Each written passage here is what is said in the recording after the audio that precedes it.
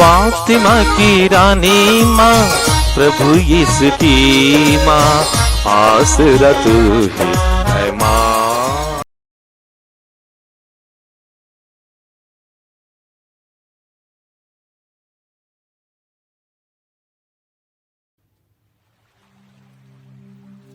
पहला पाठ निर्गमन ग्रंथ अध्याय 33 पद संख्याएं 7 से 11 और अध्याय 34 5 से 9 और 28 तक। मूसा ने तंबू को उठवाकर शिविर के बाहर कुछ दूरी पर खड़ा कर दिया और उसका नाम दर्शन कक्ष रखा। यदि कोई प्रभु से परामर्श लेना चाहता था तो वह शिविर के बाहर उस दर्शन कक्ष के पास चला जाता था। जब मूसा उस तंबू की ओर जाता था तो सब लोग अपने अपने तंबू के द्वार पर खड़े हो जाते और मूसा को तब तक देखते रहते थे जब तक वह तंबू में प्रवेश न करे। मूसा के प्रवेश करते ही बादल का खंभा उतरकर तंबू के द्वार पर खड़ा हो जाया करता था। तब प्रभु मूसा से बातें करता था। तंबू के द्वार पर बादल का खंभा खड़ा देखकर सभी लोग तुरंत अपने अपने तंबू के द्वार पर से उससे दंडवत किया करते थे। जिस तरह एक व्यक्ति दूसरे व्यक्ति से बात करता है, उसी तरह प्रभु मूसा के आमने सामने प्रकट होकर उससे बात करता था। जब मूसा शिविर में लौटता तो उसका सहायक नून का पुत्र जोशुआ नामक नवयुवक तंबू में रह जाता था। मूसा ने प्रभु का नाम लिया और प्रभु ने उसके सामने से निकलकर कहा, प्रभु एक करुणामय तथा कृपालु ईश्वर है। वह देर से क्रोध करता और अनुकंपा तथा सत्य प्रतिज्ञता का धनी है। वह 1000 पीढ़ियों तक अपनी कृपा बनाए रखता और बुराई, अपराध और पाप क्षमा करता है। मूसा ने तुरंत दंडवत कर उसकी आराधना की और कहा, हे प्रभु, यदि मुझ पर तेरी कृपा दृष्टि है तो मेरा प्रभु हमारे साथ चले। ये लोग हठ धर्मी तो हैं, किंतु तू हमारे अपराध तथा पाप क्षमा कर दे और हमें अपनी निजी प्रजा बना ले। मूसा वहां 40 दिन और 40 रात प्रभु के साथ रहा। उसने ना तो रोटी खाई और ना पानी पिया। उसने विधान के शब्द अर्थात 10 नियम पाटियों पर अंकित किए। प्रभु की वाणी। ईश्वर को धन्यवाद। वचन अनुवाक्य। प्रभु दया तथा अनुकंपा से परिपूर्ण है। प्रभु दया तथा अनुकंपा से परिपूर्ण है। प्रभु न्यायपूर्वक शासन करता और सब पद दलितों का पक्ष लेता है। उसने मूसा को अपने अपूर्व मार्ग दिखाए और इस्राएल को अपने महान कार्य। अनुवाक्य। प्रभु दया तथा अनुकंपा से परिपूर्ण है। प्रभु दया तथा अनुकंपा से परिपूर्ण है। प्रभु दया तथा अनुकंपा से परिपूर्ण है। वह सहनशील है और अत्यंत प्रेममय। उसका क्रोध समाप्त हो जाता और सदा के लिए नहीं बना रहता है। अनुवाक्य। प्रभु दया तथा अनुकंपा से परिपूर्ण है। प्रभु दया तथा अनुकंपा से परिपूर्ण है। वह न तो हमारे पापों के अनुसार हमारे साथ व्यवहार करता और न हमारे अपराधों के अनुसार हमें दंड देता है। आकाश पृथ्वी के ऊपर जितना ऊंचा है उतना महान है अपने भक्तों के प्रति प्रभु का प्रेम। अनुवाक्य। प्रभु दया तथा अनुकंपा से परिपूर्ण है। प्रभु दया तथा अनुकंपा से परिपूर्ण है। पूर्व पश्चिम से जितना दूर है प्रभु हमारे पापों को हमसे उतना दूर कर देता है। पिता जिस तरह अपने पुत्रों पर दया करता है प्रभु उसी तरह अपने भक्तों पर दया करता है। अनुवाक्य। प्रभु दया तथा अनुकंपा से परिपूर्ण है। प्रभु दया तथा अनुकंपा से परिपूर्ण है। जय घोष। हालेलुया। बीज ईश्वर का वचन है और बोने वाले हैं मसीह। जो उन्हें पाता है वह अनंत काल तक जीता रहेगा। हालेलुया। प्रभु आप लोगों के साथ हो और आपकी आत्मा के संत साथ। मत्ती के अनुसार पवित्र सुसमाचार हे प्रभु तेरी महिमा हो।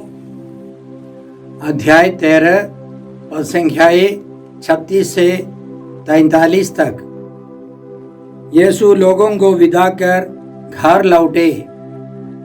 उनके शिष्यों ने उनके पास आकर कहा, खेत में जंगली बीज का दृष्टांत हमें समझा दीजिए। यीशु ने उन्हें उत्तर दिया, अच्छा बीज बोने वाला मानव पुत्र है। खेत संसार है। अच्छा बीज राज्य की प्रजा है। जंगली बीज दुष्ट आत्मा की प्रजा है। बोने वाला बैरी शैतान है। कटनी संसार का अंत है। लुनने वाले स्वर्गदूत हैं। जिस तरह लोग जंगली बीज बटोरकर आग में जला देते हैं वैसा ही संसार के अंतिम में होगा। मानव पुत्र अपने स्वर्गदूतों को भेजेगा और वे उसके राज्य की सब बाधाओं और कुकर्मियों को बटोरकर आग के कुंड में झोंक देंगे। वहां वे लोग रोएंगे और दांत पीसते रहेंगे। तब धर्मी अपने पिता के राज्य में सूर्य की तरह चमकेंगे। जिसके कान हो वो सुन ले। प्रभु का सुसमाचार। हे क्रिस्त तेरी स्तुति हो। जय यीशु क्रिस्त में प्रिय भाई और बहनों, आज का पहला पाठ निर्गमन ग्रंथ अध्याय 33 और 34 से हैं। और इसमें हमने सुना कि मूसा ने एक तंबू बनवाकर शिविर से बाहर रखा और उसका नाम दर्शन कक्ष रखा। ईश्वर से बातें करने के लिए, ईश्वर से प्रार्थना करने के लिए एक विशेष स्थान। इसके पहले यहूदियों ने विश्वास किया था कि ईश्वर पहाड़ के ऊपर रहता है। अब मरुभूमि की यात्रा में ईश्वर ने अपनी उपस्थिति को प्रकट किया है। बादल के रूप में, दिन को बादल के रूप में, रात को आग के खंभे के रूप में, और इस्राएलियों को मालूम हो गया कि ईश्वर उनके साथ है। अब इस्राएलियों को मालूम होने लगा ईश्वर उनके बीच में निवास करता है। और जब कभी मूसा उस दर्शन कक्ष में प्रवेश करता था तो ईश्वर की उपस्थिति बादल के रूप में, बादल के खंभे के रूप में दर्शन कक्ष के द्वार पर खड़ा हो जाता था और लोग दूर से दंडवत कर ईश्वर की आराधना करते थे। और हम लोग पढ़ते हैं ईश्वर से मूसा आमने सामने बातें करता था। इसके पहले अध्याय 32 में हम लोग पढ़ते हैं कि मूसा पर्वत पर से उतर रहा था। उसके हाथों में पत्थर की 2 पाटियों पर ईश्वर की 10 आज्ञाएं अंकित थी। वह बड़ी खुशी से नीचे उतरा तो उसने देखा कि लोग सोने के एक बछड़े की आराधना कर रहे हैं, पूजा कर रहे हैं, नाच गाना चल रहा है। मूसा ने बहुत गुस्से से भरकर पत्थर की उन 2 पाटियों को चूर चूर कर दिया, पहाड़ के नीचे पटक पटक कर बर्बाद कर दिया। और निर्गमन ग्रंथ के अध्याय 34 में हम लोग इस प्रकार पढ़ते हैं, प्रभु ने मूसा से कहा, तुम पहले की पाटियों के समान ही अपने लिए 2 पत्थर की पाटियां बनाओ। मैं उन पाटियों पर वे बातें लिखूंगा जो उन पहली पाटियों पर थी, जिनको तूने टुकड़े टुकड़े कर डाले थे। कल प्रातः काल तैयार रहो। इस आज्ञा के अनुसार मूसा ने पत्थर की 2 पाटियां बनाई और बड़े सवेरे वह पहाड़ पर चढ़ा तो ईश्वर मूसा के सामने प्रकट हो गया। ईश्वर ने अपना प्रभु नाम प्रकट किया, ईश्वर का गुण बता दिया।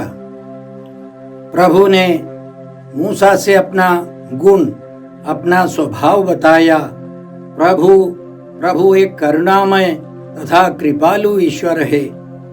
वह देर से क्रोध करता, अनुकंपा तथा सत्य प्रतिज्ञता का धनी है। वह 1000 पीढ़ियों तक अपनी कृपा बनाए रखता, बुराई, अपराध और पाप क्षमा करता है। यह सुनकर मूसा ने तुरंत दंडवत कर प्रभु की, ईश्वर की आराधना की और प्रभु से निवेदन किया, प्रभु यदि मुझ पर तेरी कृपा दृष्टि है तो मेरा प्रभु हमारे साथ चले। ये लोग हठधर्मी तो हैं, किंतु तू हमारे अपराध तथा पाप क्षमा कर दे और हमें अपनी निजी प्रजा बना ले। पहली बार ईश्वर ने अपने गुण के बारे में बताया। प्रभु एक करुणामय तथा कृपालु ईश्वर है। वह करुणा से, दया से द्रवित है। प्रेम से बढ़कर प्रेम, वह करुणा है, वह दया है। और इसी बात को ईश्वर ने बार बार दोहराई। नबी इसहाक के द्वारा ईश्वर ने हमको समझाया। अध्याय 49 और संज्ञाएं 15 से ईश्वर का कहना है, क्या स्त्री अपना दूधमुहा बच्चा भुला सकती है? क्या वह अपनी गोद के पुत्र पर तरस नहीं खाएगी? यदि वह भुला भी दे तो भी मैं तुम्हें कभी नहीं भुलाऊंगा। मैंने तुम्हें अपने हथेलियों पर अंकित किया है। तुम्हारी 4 दीवारी निरंतर मेरी आंखों के सामने है। इसी तरह यिर्मयाह के द्वारा ईश्वर कहता है, अध्याय 31 पद संख्या 3 से, मैं अनंत काल से तुमको प्यार करता आ रहा हूँ, इसलिए मेरी कृपा दृष्टि निरंतर तुम पर बनी रही। इसलिए स्तोत्र 27 में स्तोत्रकार लिखता है, मेरे माता पिता भले ही मुझे छोड़ दे, प्रभु मुझे अपनाएगा। प्रभु मुझे अपना मार्ग दिखा, मुझे सन्मार्ग पर ले चल, क्योंकि मेरे शत्रु मेरी घात में बैठे हैं। मुझे विश्वास है कि मैं जीवितों के देश में प्रभु की भलाई के दर्शन करूंगा। तो ईश्वर करुणामय है, प्रेममय है, सहनशील है, हमको क्षमा करने वाला है, बुराई, अपराध तथा पाप क्षमा करता है। यिर्मयाह नबी के द्वारा ईश्वर कहता है, मैं तुम्हारे पापों को याद भी नहीं रखूंगा। अध्याय 31 में हम लोग पढ़ते हैं। तो हमको क्या करना है? उस महान ईश्वर पर विश्वास करें और ईश्वर के समान हम भी करुणा से, दया से, प्रेम से भरते जाए। गलातियों के नाम पत्र अध्याय 5 और संख्याएं 22 और 23 में संत पौलुस ईश्वर के स्वभाव के बारे में लिखते हैं। ईश्वर का फल, ईश्वर का स्वभाव है प्रेम, आनंद, शांति, सहनशीलता, मिलनसारी, दयालुता, ईमानदारी, सौम्यता और संयम। हम इन सारे गुणों से भरते जाए और यह स्वभाव दूसरों में प्रकट करते रहें। इसके लिए हम कृपा मांगते हैं। आज के सुसमाचार में प्रभु यीशु जंगली बीज के दृष्टांत की व्याख्या देते हैं। उनका कहना है, बीज बोने वाला मानव पुत्र है, माने प्रभु यीशु हैं, और खेत संसार है। अच्छा बीज राज्य की प्रजा है।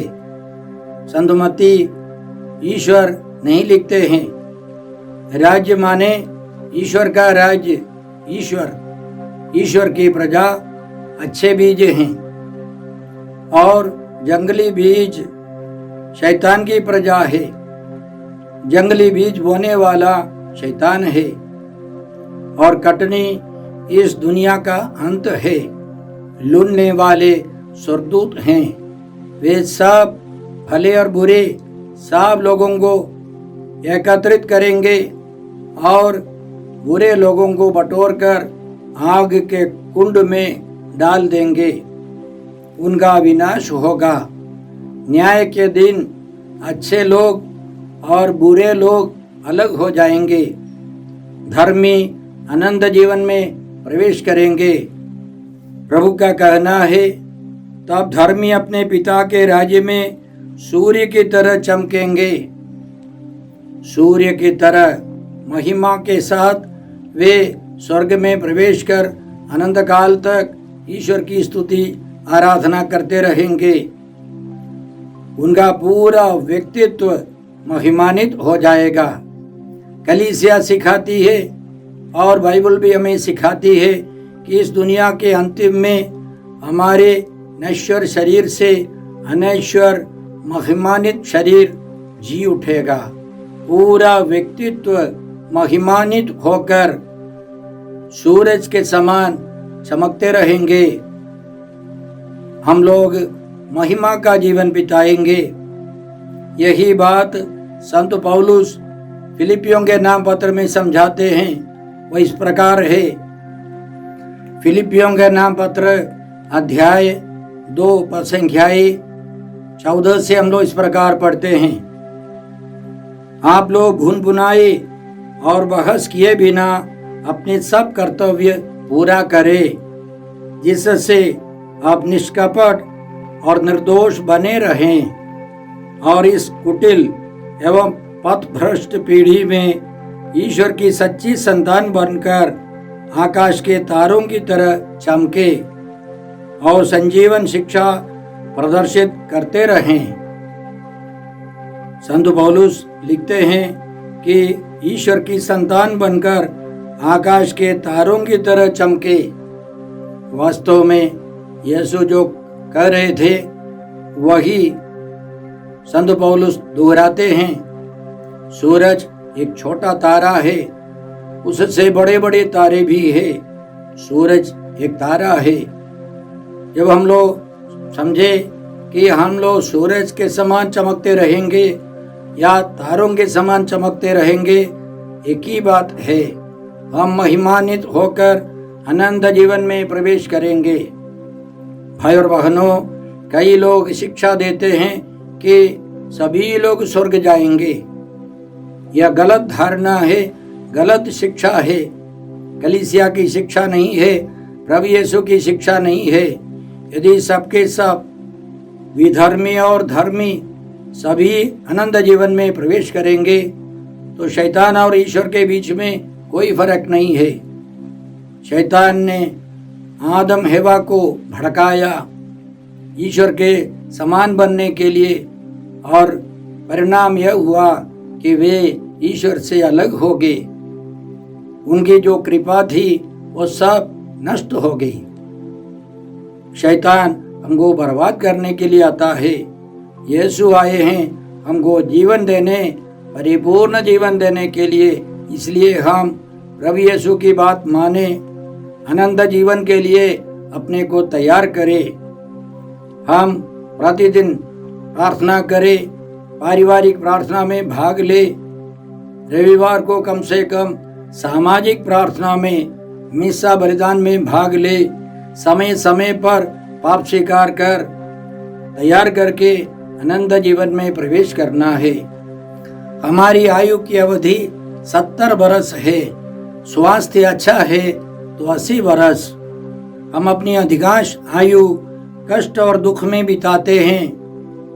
हमारे दिन शीघ्र ही बीतते हैं और हम चले जाते हैं। इसलिए संत पौलुस हमको समझाते हैं कि हमारा स्वदेश तो स्वर्ग है, हमें स्वर्ग लौट जाना है। इसके लिए हमें तैयारी करनी है, पवित्र जीवन बिताकर महिमान्वित होकर अनंत जीवन में प्रवेश करें। आइए हम प्रार्थना करते हैं। हे पिता ईश्वर, हे प्रभु यीशु, हे पवित्र आत्मा ईश्वर, आज के सारे पवित्र वचनों के लिए हम तुझे धन्यवाद देते हैं और प्रार्थना करते हैं कि हम भी करुणामय, दयालु, पवित्र ईश्वर के समान पवित्र जीवन बिताए और ये सारे फल वरदान दूसरों के बीच में हम बांट सके। हम यह प्रार्थना करते हैं प्रभु क्रिस्त के द्वारा।